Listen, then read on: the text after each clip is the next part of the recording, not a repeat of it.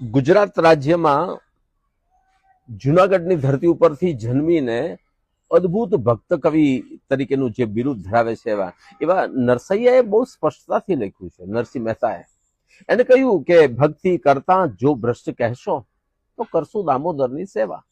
વાત એ સાચી છે. ભક્તિ કરતા કરતા ભ્રષ્ટ કહેવા વાળા લોકો તો ઘણા બધા હોય, પણ તમને પ્રેમનો પ્રવાહ વહેવડાવતા આવડે છે? તમને સત્યની સાથે ઉભા રહેતા આવડે છે?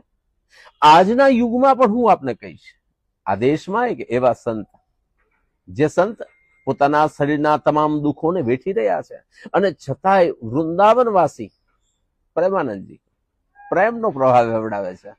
હજારો લોકો, લાખો લોકો એમના દર્શનાર્થે ઉમટે છે, જાય છે, સાંભળે છે, પૂછે છે, વાતચીત કરે છે.